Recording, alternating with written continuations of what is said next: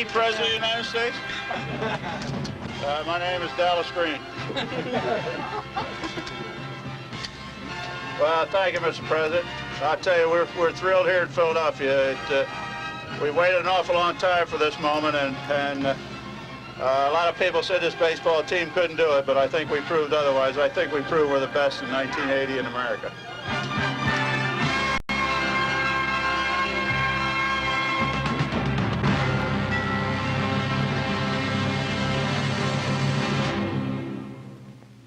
The 1980 Phillies highlight is brought to you by KYW News Radio and the Tasty Baking Company, makers of Tasty Cake.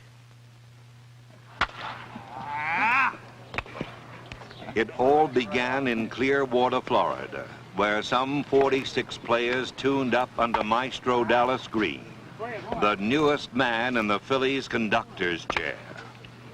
It's like the Boston Symphony Orchestra. You have a bunch of fabulous musicians, but if you don't have a maestro to put them all together and let them make their music and make that sound come out right, then the musicians are lost. And I think this year Dallas is the kind of maestro the ball club has been looking for, and I think with his leadership and the ability to take our talents and give it direction, I think we're absolute favorites this year.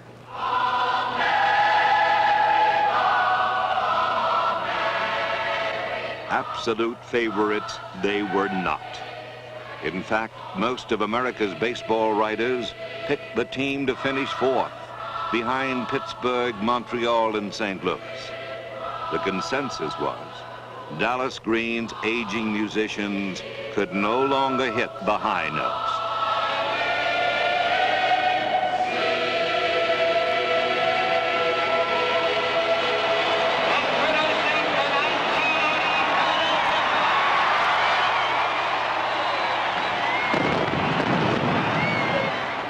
Could Dallas Green stop the Phillies' decline?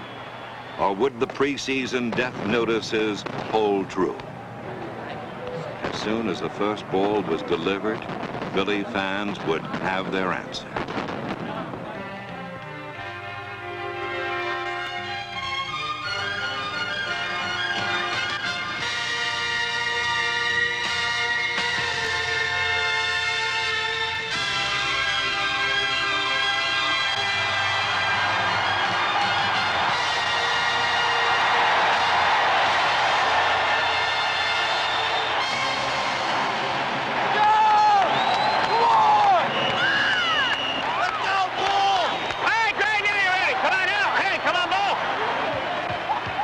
The stretch by Rogers, the 2-2 pitch. Swing and a long drive, deep left field, out of here, home run, the ball. On opening night, the Phillies were a picture of good health. There was new spirit in the ranks, and Larry Bowa's ever-present determination was evidence of one very important thing. This was not a dying baseball team.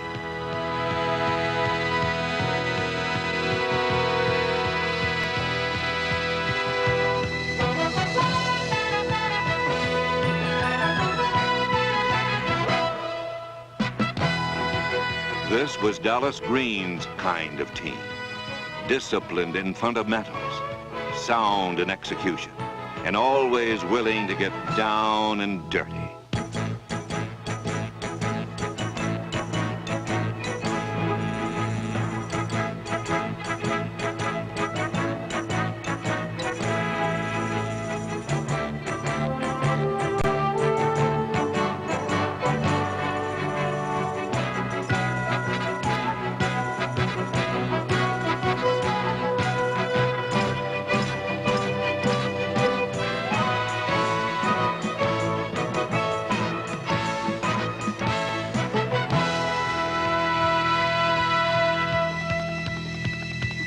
Like all Philly teams of recent years, the 1980 club was outstanding in the field.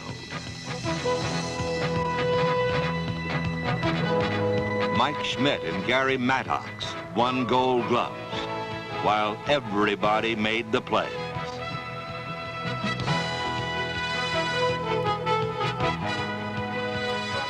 Year in and year out, no team in baseball plays better team defense than the Phillies.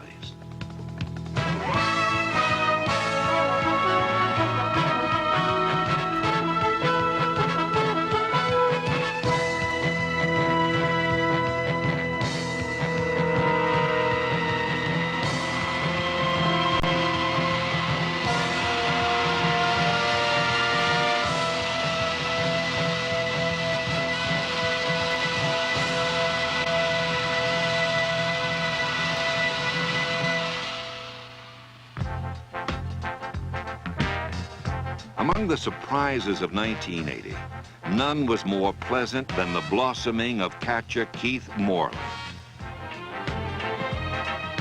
Moreland was a 26-year-old rookie who pummeled National League pitching like a seasoned pro.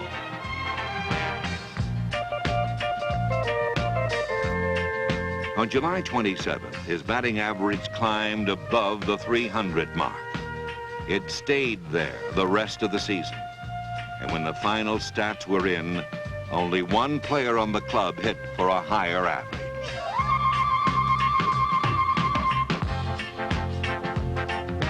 That man was 24-year-old rookie Lonnie Smith, Philadelphia's offensive catalyst.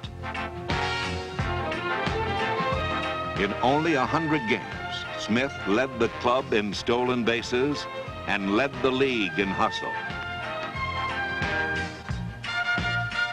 While Smith and Moreland enjoyed fine rookie seasons, second baseman Manny Trio had his best season as a Philly. The same was true for Bake McBride, whose 87 runs batted in were a career high. But the man whose inspirational presence sustained this club was Peter Edward Rose.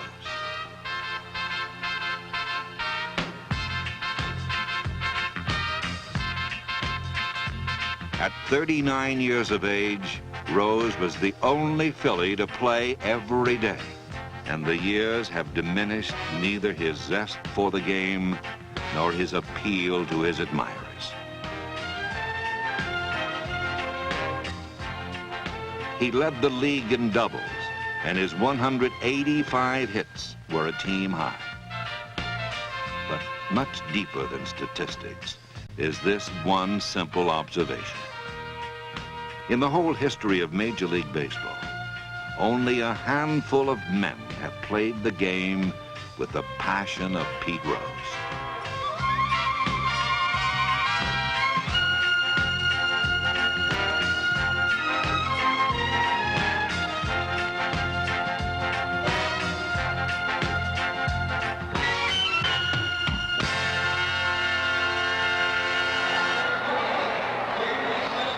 And finally, there's the man whose bat has launched more home runs in the past 7 years than any other active player.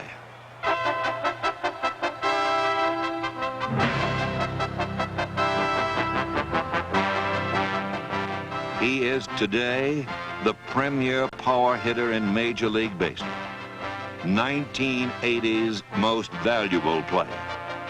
His 48 home runs established a new Major League single-season record for third baseman and earned him his 4th home run title in 7 years.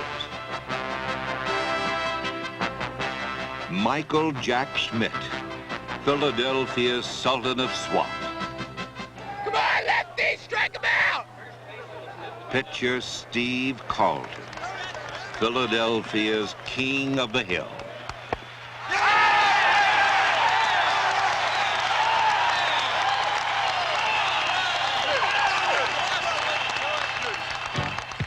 Carlton throws the best slider in baseball, a pitch that batters expect at the belt buckle, but which falls off sharply to their shoe tops. It's a pitch that's made many a major leaguer look rather foolish.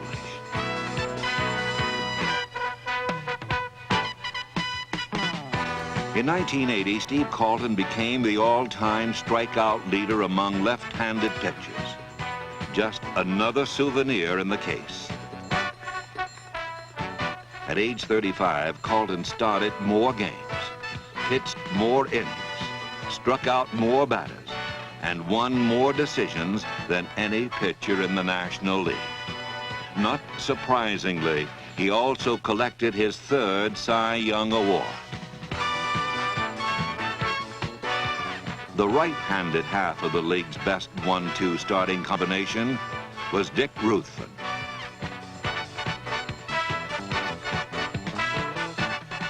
When sore arms and injuries depleted the starting rotation, the Phillies reached into their farm system and pulled out a plum in 11-game winner Bob Walk.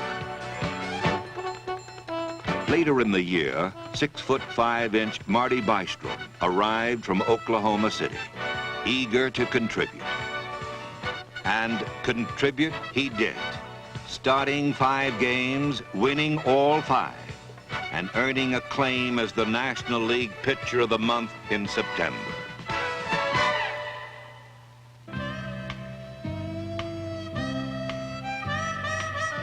The good news from the starting front was bad news for the men in the Philly bullpen. For out here, where the game is no more than a distant vision, the longer the starters last, the less the bullpen has to do.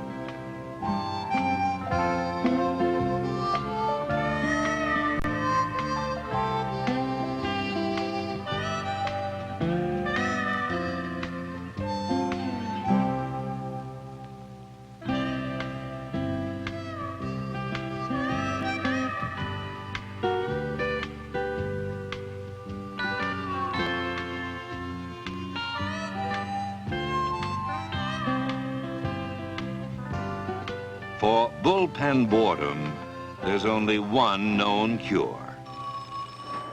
Yeah. Byron.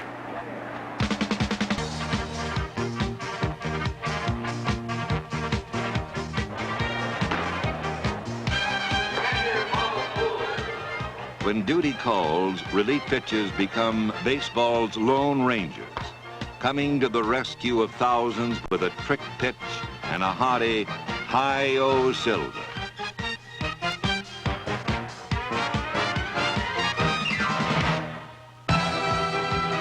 On the field, a relief pitcher's problems are many. First off, there are those who wonder if he can do the job at all. At the mound, his instructions are simple. Bail us out, or it's back to the bush leagues. Throughout the 1980 season, the men with the gunfighter eyes did the job, arriving in the heat of battle and dousing the fire. And by mid-season, real help was on the way. On July 17th, after a 3-week bout with tendonitis, Tug McGraw returned to the Phillies. He allowed just 3 earned runs the rest of the season, due mostly to his famous screwball, a wrong-way curve that murders right-handed batters.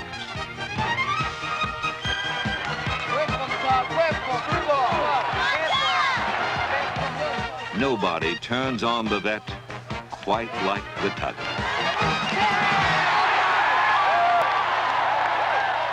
Of course, every night at Veterans Stadium is an enlightening experience. Oh, pal! Yo! Get that whistle out of here, would you, man? For the kids, a night at the vet can mean a free back-to-school gift from Tasty Cake. For the Phils, it could mean a visit from umpire Dutch Renard. No, Dutch, no. I know it was low. Might have been away. At least one umpire is always welcome. Hi, sweetheart, I miss you. Get the Hey, we're on TV and radio now. My wife's there, don't do that. Eric Gregg, the Fanatic's favorite. Hey, Gigi, let's go, right here. Come on, let's go. Come on now.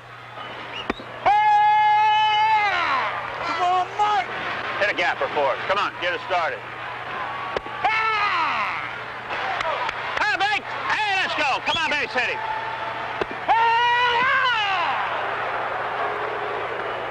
Of course, not even Eric Gregg can make the Phillies swing the bats. We still only got one hit, man. Let's go.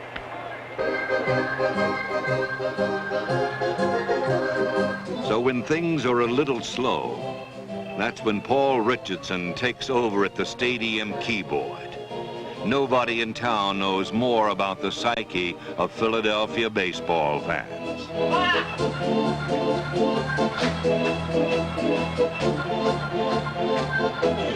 It's the ethnic things that they can clap their hands to. That seems to get the best response. But the situation isn't right. You got a tie ball game. It's 2 tenths yet. Hey, good inning, Bobby. Come on, let's go. Come on, Bobby. Boone hitting .228. 9 homers. He has knocked in 51 runs.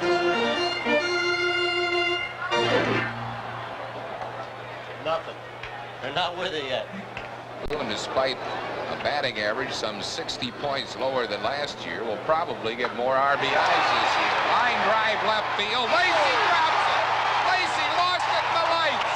Maddox scores. Boone to second base, and it's a 2-2 ball game. On this particular night in September, Bobby Wine gave the sign, and Philly fundamentals buried the Bucks. Pitch on the way to Booney. He drops the bunt. It's fielded by the pitcher. Throw to the plate. Throw is wild. Phillies win the game. A heap at the plate as Maddox comes sliding into what? For the Pittsburgh Pirates, the season was over. For the Philly faithful, it was just getting interesting. Here's Palmer's pitch to it. Swing and a long drive. Get up there, ball. Out of here. Oh, game's over. Phillies win 2-1. Nate McBride a home run. Phillies win it 2-1. Lead the East by a game and a half. Nate McBride bobbed at home plate by his teammate. With a week to play, the Phillies were on top. But by Sunday evening, the Philadelphia Playoff Express had been derailed, and the 1980 Phillies were being haunted by ghosts of September's past.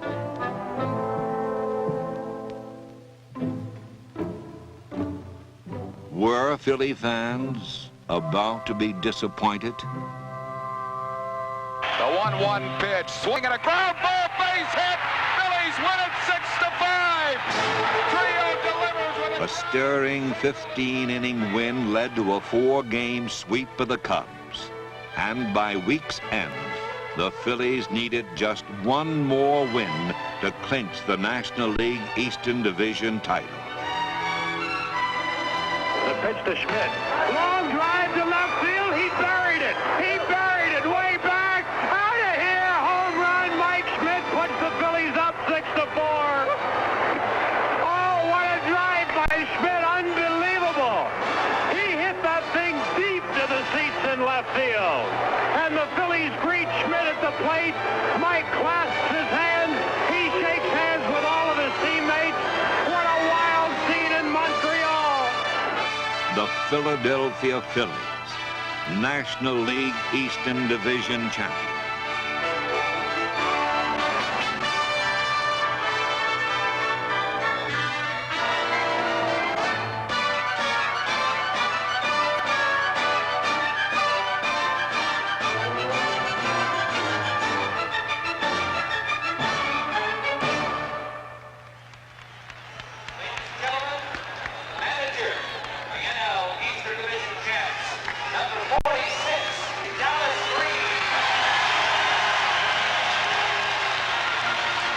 Game 1 of the League Championship Series was like opening night revisited, right down to the particulars.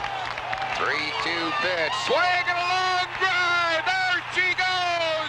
Way out of here. Home run. Greg Bluzinski. Right away, baby. That's it. There it is. The Philadelphia's one-game lead was quickly erased.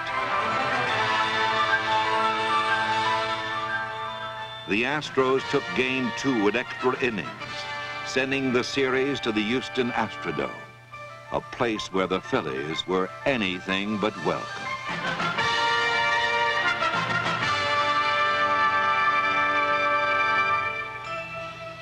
Ahead lay 3 of the most action-packed days in league championship history.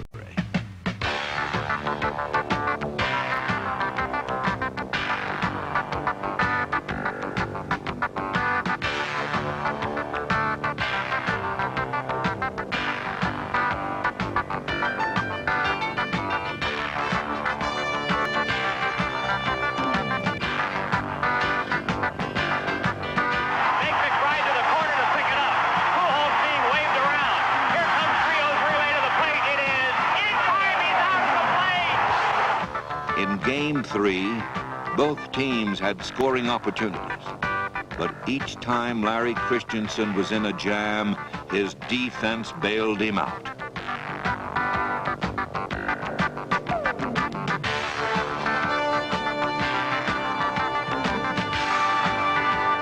The scoreless tie took its toll as Houston lost Cesar Cedeno. But in the 10th inning, Philadelphia lost the game.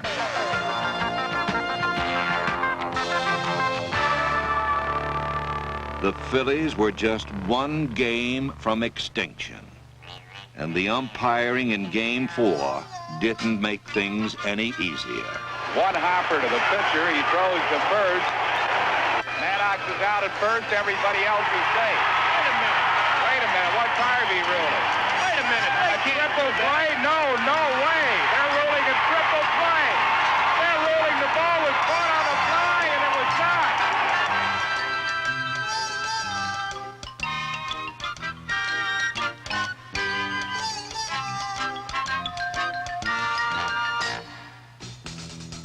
For the 3rd straight day, the game reached extra innings.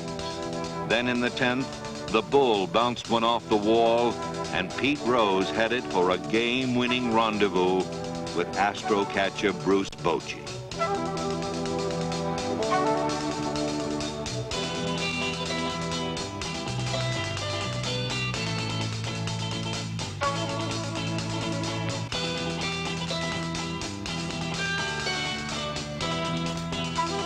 In the decisive 5th game, Philadelphia once again received last rites.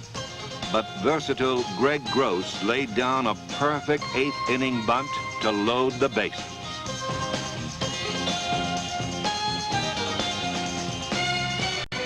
Time now for the series MVP to nail down the award. Line drive left field, base hit! Here comes Avalos to score! That ball's in the corner! Here comes Unser for the plate! He's gonna score! He goes into third, Manny Trios to third with a 2-run triple! Phillies lead the game 7-5! When Houston had the audacity to tie the score, Gary Maddox's big clutch hit nailed down the win.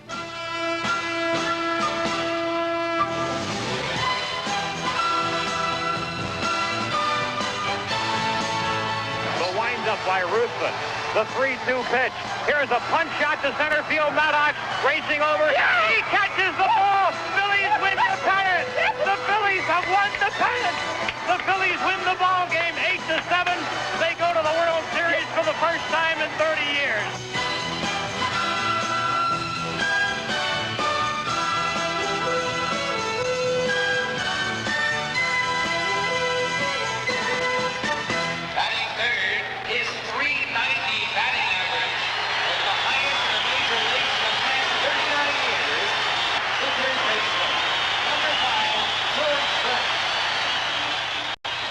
Adversity to bring out the character in all these teams. You looked at all the World Series winners. The Oakland A's had a lot of scuffling, but they won it. The Yankees, a lot of scuffling, but they won it. Kansas City likes each other too much. They're going to lose.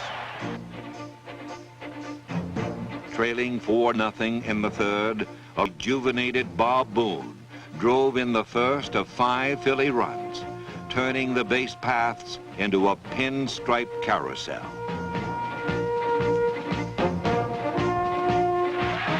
Swinging a long drive, deep right field, way back. It is out of here. Home run, Nate McBride. Phillies have taken a 5-4 lead. I knew he'd blistering.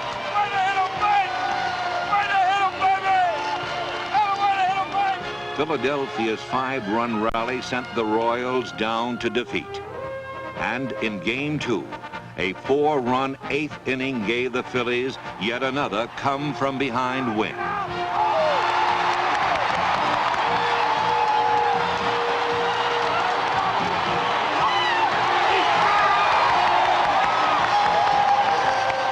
Just when the Phillies appeared invincible, the scene shifted to Kansas City, where the Royals evened the series. In the all-important 5th game, Kansas City took a 1-run lead into the 9th and sent out their bullpen ace to protect it. The Phillies sent out pinch hitter extraordinaire, Del Unser. Here's the pitch to Unser. Swing and a smash past Akins and down the right field line. Mike Schmidt is heading for third base, being waved around third. Here is the relay throw to the plate, and Schmidt is safe at home plate. Unser eventually scored the game-winning run, and the Phillies returned home just 1 win away from their first ever world championship. But by now, it was a bygone conclusion. Here's the pitch to Schmidt. Swing and a line drive, hit right center field. Boone scores. Here's Lonnie Smith being waved around. He scores, and the Phillies lead it 2-0.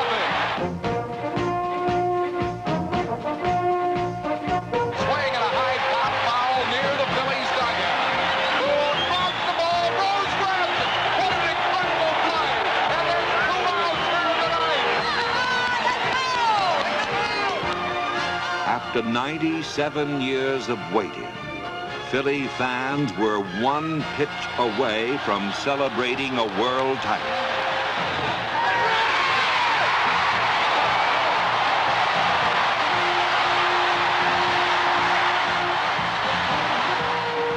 The celebration poured out into the city as more than 1 million people lined the streets to pay tribute to their conquering heroes.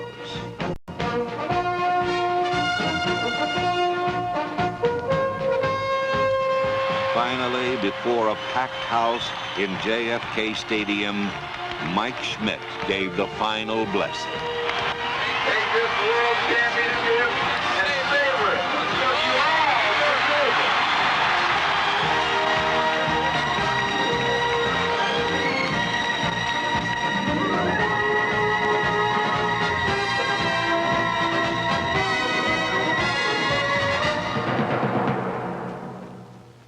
This film has been brought to you by the Tasty Baking Company and KYW News Radio.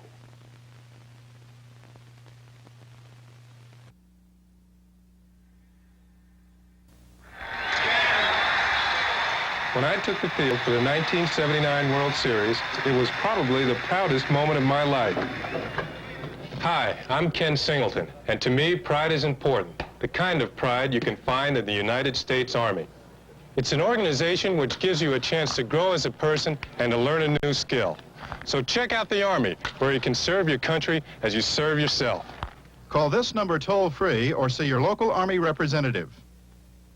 Beating the Yankees, I think, in the 3rd game the other night was the most excited I've been. Oh, this is fabulous. This is about the greatest thing that ever happened to Kansas City, I'll tell you. George Brett against Rich Gossage. 2 down. Wilson at second. Washington at first. Fastball. Drilled to right field. Back it goes. It's gone. George Brett has just hit a towering 3-run homer. The Royals lead the Yankees 4-2. And now they're just 9 outs away from their first American League pennant. Dan Quisenberry is being mobbed by his teammates. After coming so close so many times, the World Series will be coming to Kansas City. No question about it. They were going to beat Houston all up. They just wanted to make it to the last minute to make it like drag it out and make it look really good. This actually is bigger for us, I think, than the bicentennial, you know. Gary Maddox stands in. Unser at third, 2 outs, top of the 10th. LaCourte's pitch. Maddox swings, line drive, center field. Gould can't get it. Unser scores, and the Phillies lead 8-7. Unbelievable. This team just won't quit. The Phils have come from behind again. The Phillies have done it. It took 30 years and 5 murderous games with Houston, but finally the Phils are going to the World Series. I've been waiting 30 years for this, and 4 in a row, I guarantee it. We've waited a long time, but it's worth the wait. Sure, it's been worth the wait. There's no doubt about that.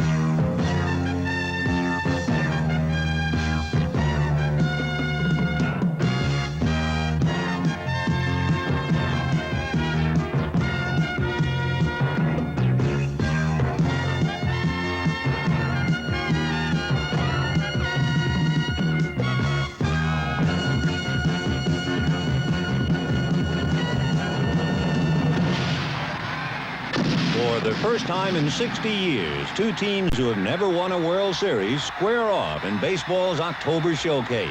Another first. Never before have both World Series teams been led by rookie managers. But Kansas City's Jim Fry and Philadelphia's Dallas Green are given much of the credit for turning around their team's fortunes and bringing about this historic meeting. In the city of brotherly love and baseball near misses, it's time to let go and celebrate. For 1950 seems an eternity ago. Eddie Sawyer, the manager of that last Phillies pennant winner, is Game 1's first ball hurler. Despite their grueling championship series with Houston, it's a relaxed and confident Phillies team. On the mound is Bob Walk, the first rookie pitcher to start Game 1 in 28 years, and batsmen like Amos Otis are just itching to get a crack at the kid. With a man on first in the second inning, Walk gets a rude World Series introduction.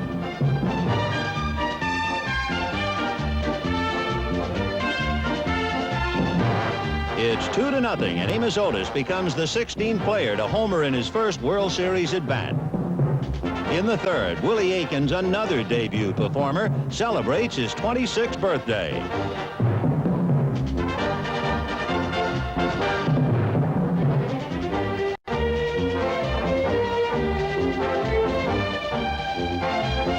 Just ask Willie Aikens if it doesn't feel good to be 26 and 4 runs in front.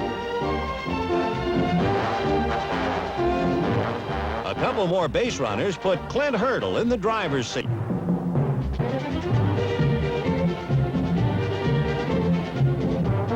Hurdle's single sends a call for arms to rookie outfielder Lonnie Smith.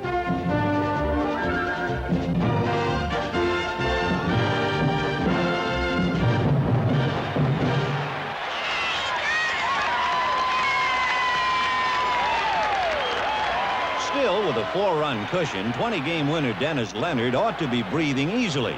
But there's no such thing against these feisty come-from-behind Phillies. In the third inning, Larry Boa strikes a blow for the bottom-of-the-order brigade.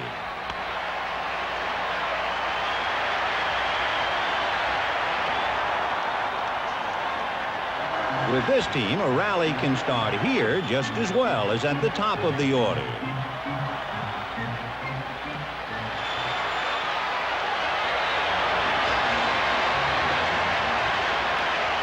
The scrappy shortstop knows that someone has to stoke the coals. It's the third time in World Series history the designated hitter rule is in effect, so batting ninth is catcher Bob Boone.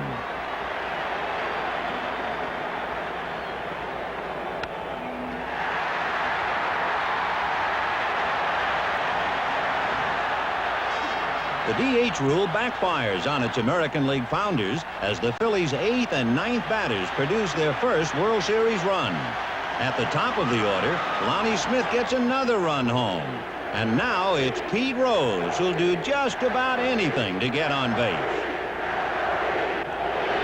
That includes getting hit by a pitch. And Rose, one of only 3 Phils who knows the World Series road, has Veterans Stadium alive.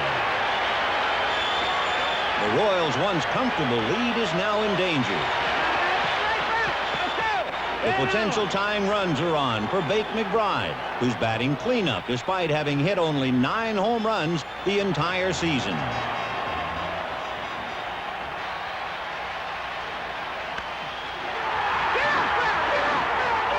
High, deep, and gone.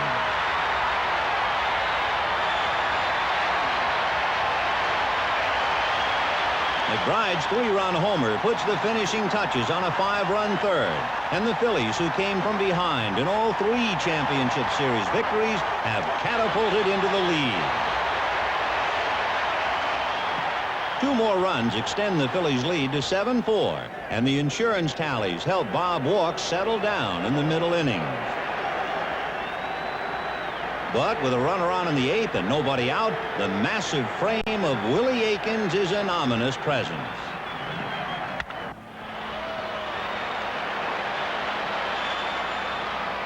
Aikens' second moonshot makes him only the 3rd player ever to hit 2 homers in his first World Series game. The Royals now trail by only 1. And Bob Walk, who'd later call himself Boom Boom, is replaced by the cool, calm, and collected countenance of the Phillies' placid reliever, Tug McGraw. With 2 out in the 9th, it's Willie Wilson against Old Stoneface, who never seems to get excited.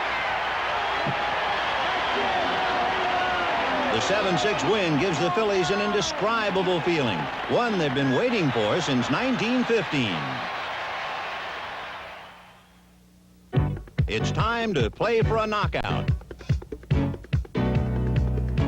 Having scaled 1 hurdle against the favored Royals, the Phillies are now looking for 4 in a row. Who better to continue the quest than Steve Carlton, the Phillies' ace left-hander, who faces Larry Gurra, the Royals' top southpaw. A far cry from the tumultuous Game 1, the second outing belongs to the pitchers, at least until the top of the 7th. With the Phillies leading by 1, Carlton's sliders start slipping. 3 walks load the bases with blue shirts, and the series' hottest hitter, Amos Otis, waits impatiently.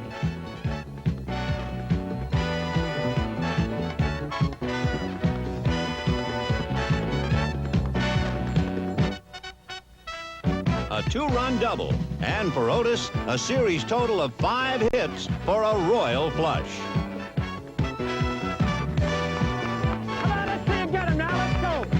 A sacrifice fly extends the Royals' lead, and again the Phillies must stage a late-inning rally.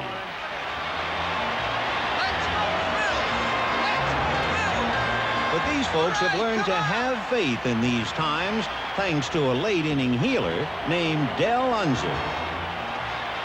The Royals, meanwhile, have their own miracle worker, Dan Quisenberry, who earned 33 saves in 1980 with his famed Atom pitch. But Unser refuses to hit this Atom or anywhere near him. Bob Boone rumbles home, cutting the Royals' lead to 4-3 in the 8th.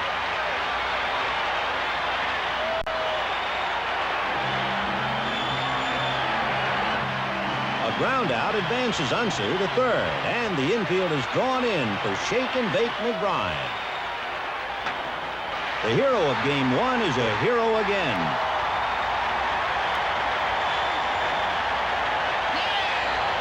The game is tied 4-4, but the Phillies aren't done yet with their big gun Mike Schmidt at bat.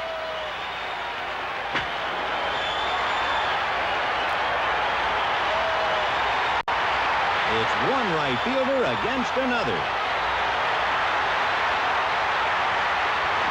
Save! Save! Save! Once again, the team that wouldn't die saves its best until its backs are against the wall. Another run gives the Phillies a 6-4 8th-inning lead and puts Ron Reed in a position to save it for Steve Carlton. Philly fans just can't wait to move on. Phillies on the move! Kansas City, here we go! Phillies on the move! Kansas City! Kansas City! For the first time ever, a Phillies team has 2 wins in a World Series. It's now on to Kansas City, and Philadelphia fans don't care if they ever come back.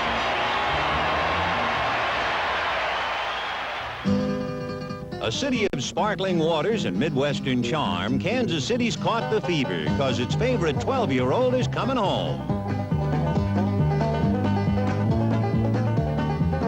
Kansas City fans have waited a lifetime, and now the whole world is watching. The Royals are down 2-0, but 7 teams have come back after losing the first 2, so no one's about to roll over just yet.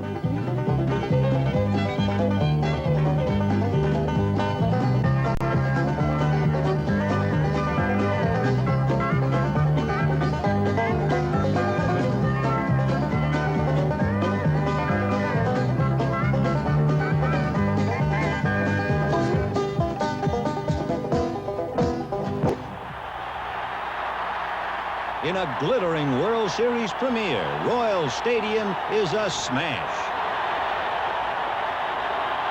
The fun's hardly begun when up steps George Brett in inning 1. It's a huge relief for Royal fans because the most celebrated case of hemorrhoids in recent memory had forced Brett out of Game 2 in the latter innings.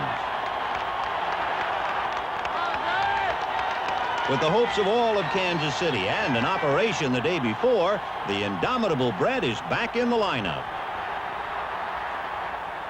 Dick Ruthven, the Phillies starting pitcher in Game 3, has the unenviable chore of facing the game's best hitter in front of his adoring legions.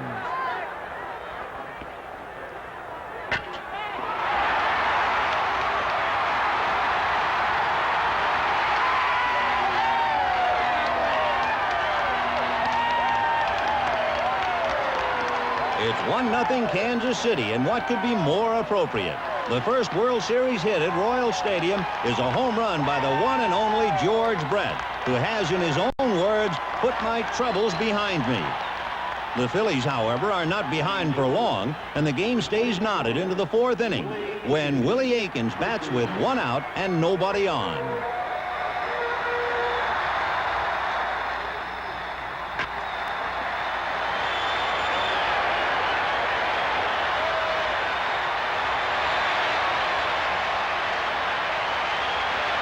For the first time in his big league career, the mountainous Aikens barrels in with a triple.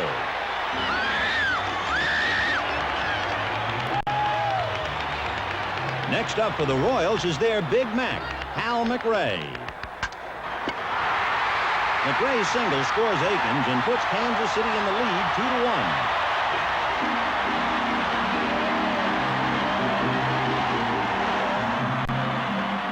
The Royals' 1-run lead is entrusted to towering right-hander Rich Gale, facing Mike Schmidt in the 5th.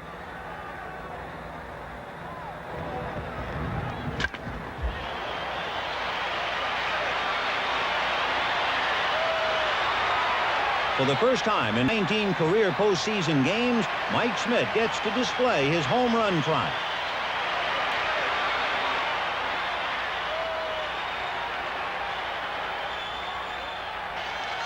The game is tied again 2-2, but Royal fans initial a cheer in the 7th.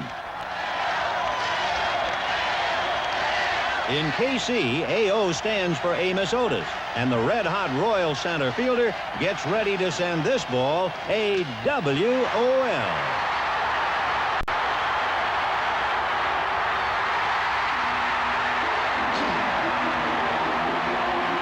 The Royals are back on the top side of the seesaw struggle 3-2, but the Phillies don't stay down for long in anyone's playground. One more comeback in the 8th, and this battle royale heads into extra innings with the Phillies mount a 10th-inning threat. An encore is being asked of Mike Schmidt, while the Royals look for a command performance from Dan Quisenberry.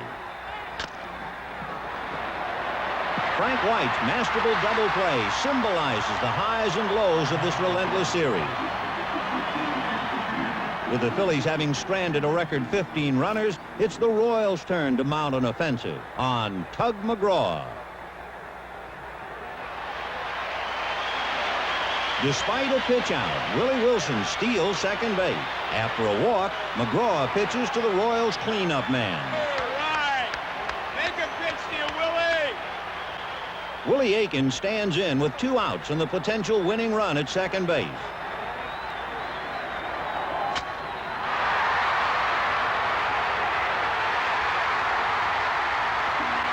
Wilson's victory dance brings the 12-year history of Royals baseball to an exultant climax at home plate.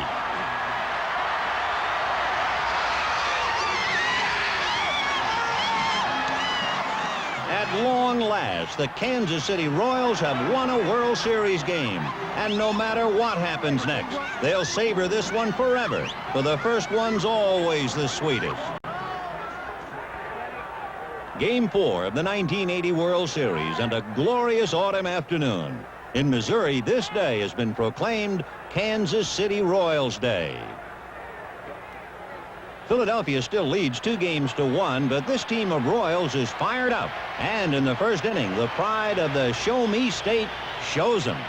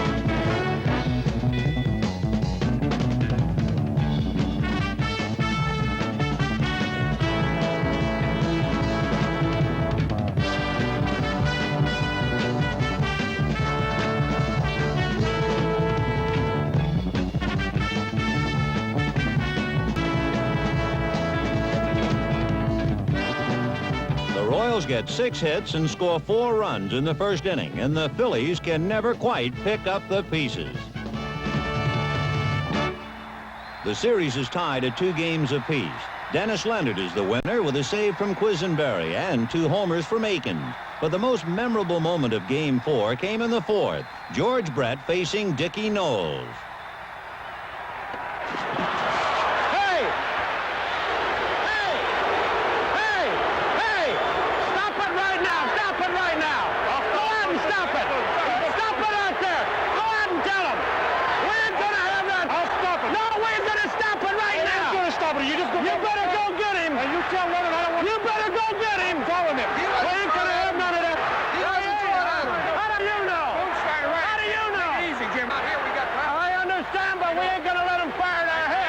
But control yourself. There ain't no doubt about that pitch, was there? We'll handle it. We'll handle it. Take it easy now, Jim. As Fry departs, home plate umpire Don Denkinger lays down the law. I'm just going to stop it right now. We're not going to have anybody throw at anybody, okay? Because if I think you throw at somebody, then I'm going to run you, okay? I won't hit nobody. Okay. The message is loud and clear, and Denkinger puts the issue to rest once and for all. Yes. I didn't tell him I thought he was throwing anybody, but I don't want him throwing anybody. If I think he's throwing somebody intentionally, he's got to go. And same for Dennis, okay?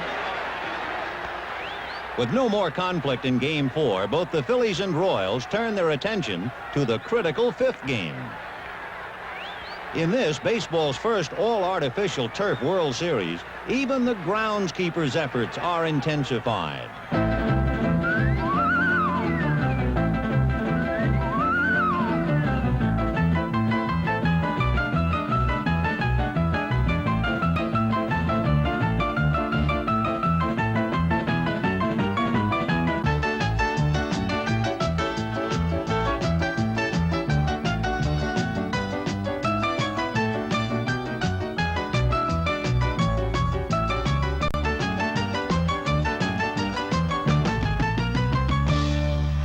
There's always a touch of levity to be found, but now the tension is spiraling for these two stubborn ball clubs. Game 5 ceremonial first ball thrown out by Bryce Durbin, representing the 500,000 athletes in National Federation of High School Athletic Associations. The real first ball will be thrown by Larry Gura, who's already turned in a commendable performance in Game 2. After a scoreless first 3 innings, Bake McBride bats with 1 out in the 4th.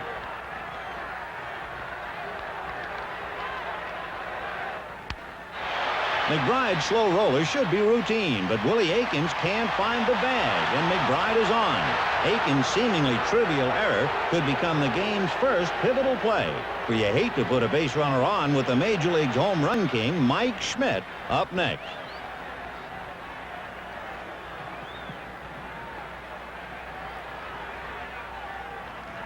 An outside fastball is sent out, way out, and there'll be no carom on this one. The Phillies go ahead 2-0, and Schmidt's second home run of the World Series thrust the Royals into the role of playing comeback. Kansas City gets a run in the 5th, but the Phillies' second rookie starter of the series, 22-year-old Marty Bystrom, is displaying poise beyond his years. Now in the 6th, Amos Otis takes aim.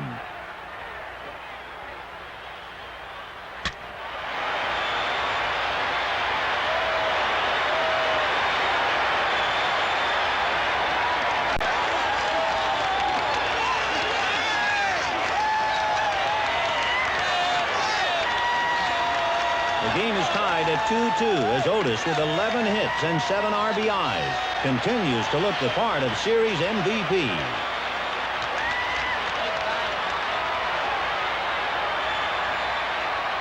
Two more hits send Bystrom walking. Ron Reed relieves, and the Royals go ahead by a run. Now, Darrell Porter's at first, and Willie Wilson connects. From the crack of the bat, Porter's got home plate fever, but so does the Philadelphia tandem of McBride and Trio.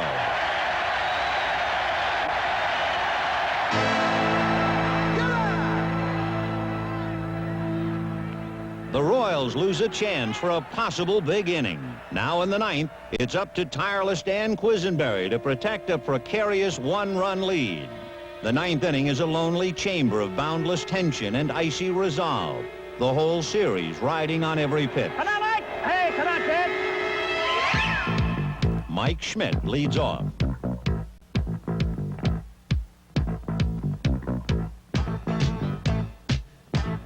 Brett, who'd been playing more shallow than usual, is a forlorn figure, and Schmidt is the potential tying run.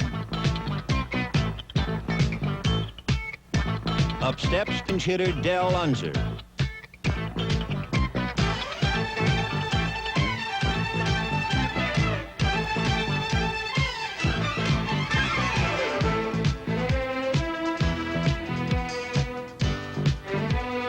The comforts of home. One man's celebration is another fan's nightmare. And now with the score tied, something's got to give. The uncanny Unser has been sacrificed to third, and now with 2 outs, the batter is Manny Trio.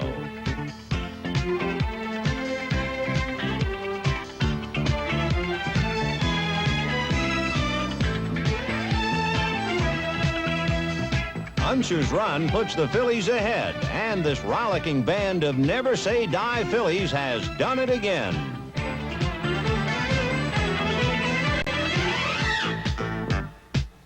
After Hal McRae's long fly ball to left falls just foul, Tug McGraw has to catch his breath. The Royals then load the bases. With 2 outs in the bottom of the 9th, Jose Cardenal's at bat.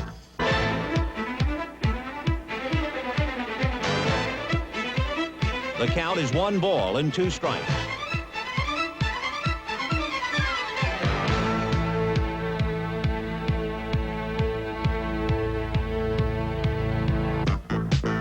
It's a triumphant Tug McGraw, and the Phillies have scratched and clawed and hung on for dear life to take a precious 3-2 lead back to Philadelphia. Game 6 brings out almost 66,000 fans, the largest World Series crowd in 16 years. A record-breaking television audience is also watching.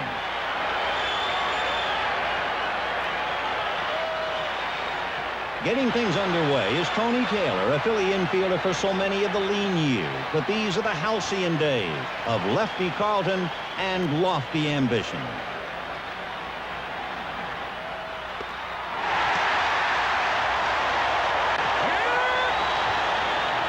For 7 innings, Carlton sends the Royals down with hardly a whimper. But his opponent, Rich Gale, is hard-pressed to keep pace. With no score in the 3rd, Gale walks Bob Boone and faces speedster Lonnie Smith.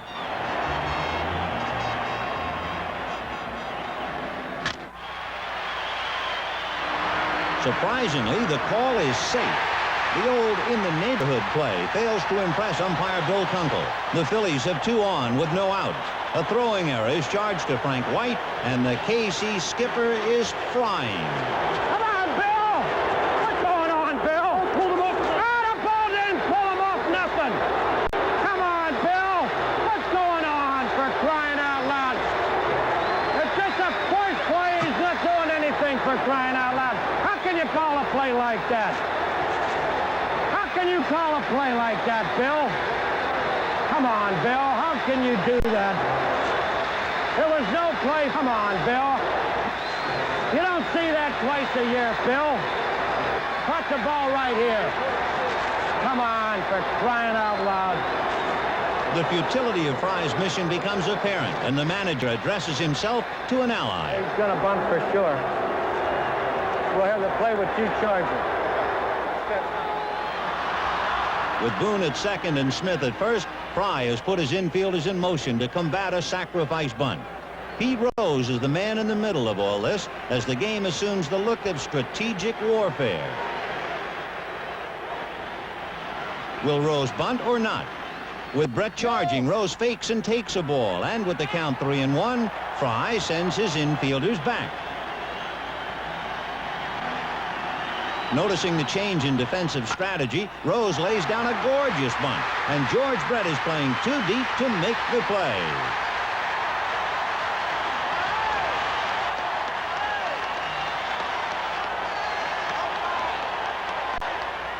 Without a ball hit out of the infield, the Phillies have loaded the bases with nobody out. Score it a hit for Rose and give the round to Philadelphia. Mike Schmidt, the batter.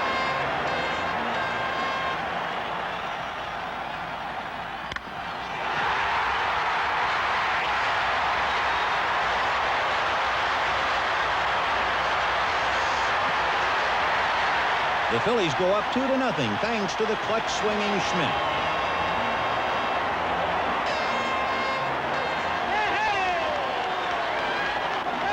The lead then swells to 4 and holds until the 8th inning when Tug McGraw relieves a tired Steve Carlton.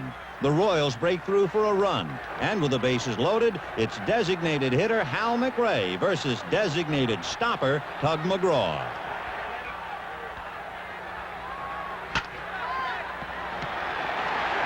The Phillies have come out of the 8th inning alive and still well from another heart pounder.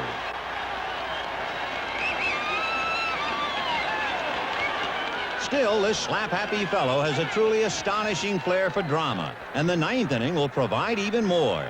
Down by 3 runs, the Royals load the bases with only 1 out, and the potential lead runs at home. For 2 rookie managers, it's the moment of truth. Tug McGraw fires to Frank White, who pops it out. A miraculous grab by Pete Rose might just stand as the most lasting image of this stirring series. After all that it took to get here, the new Phillies can't afford to let it slip away now.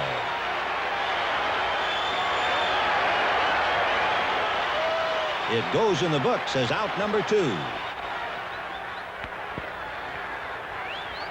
The Phillies need just one more strike to wrap it up, and Willie Wilson stands in the way.